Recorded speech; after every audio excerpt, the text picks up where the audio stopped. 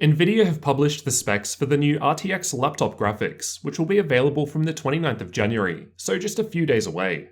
The specs look pretty strange. Let's take a look and discuss.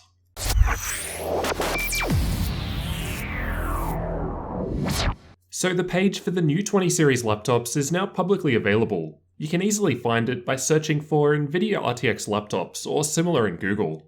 I've got the link in the description too. There's the usual sort of information listing the various features available with Nvidia graphics. Not too much new in that regard, aside from RTX of course. The most interesting part is the specs.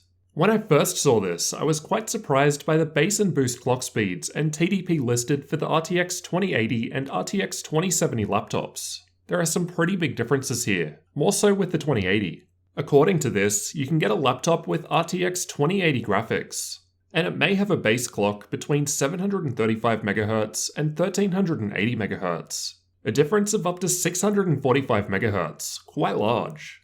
What concerns me is that with the differences being so large, it seems clear that actual speeds will vary between laptops, perhaps depending on factors such as cooling solution or power brick size. For example, if these are hot chips, we'd probably expect lower clock speeds in thinner laptops, than higher speeds with thicker laptops.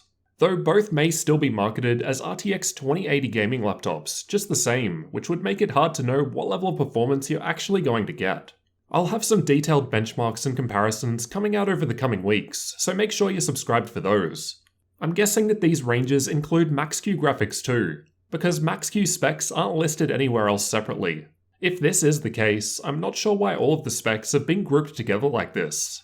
The ranges are so big that information isn't really that useful. Just for comparison, on the 10 series laptop page seen here, we get the Max-Q specs clearly separated down the bottom. And this isn't currently present on the 20 series page. With that strangeness out of the way, let's see how these laptop graphics stack up against their desktop counterparts. The laptop RTX 2080, 2070, and 2060 all have the same amount of CUDA cores as the desktop versions. Though as expected, we're looking at lower clock speeds and TDP all around with the laptops. The gap in clock speed between the desktop and laptop options seems to be larger this time around compared to the 10 series as well, so it will be interesting to see how they compare when we're able to test them out. Likewise, the RTX ops and gigaRAys on the laptop cards are also reduced, so we should be expecting less performance in ray tracing as well. Again, no surprises there. The memory otherwise looks the same, although the 20 series laptops note up to 14 gigabit per second for the memory speed, whereas the desktop ones just say 14 gigabit per second. I'm hoping that the table on the 20 series laptop page will be updated in the future, with the Max-Q specs separated out, assuming that's what's going on here. The 10 series laptop page just lists specific base and boost clock speeds, so you have a better idea of what you're actually getting, while the Max-Q specs are listed as a range, as clock speed and power will vary between laptops. Even then, the 10 series Max-Q spec sheet only differed by around 200 MHz at the most. The 20 series page though, as it currently stands on the 26th of January, isn't very useful for the RTX 2080 and 2070 graphics.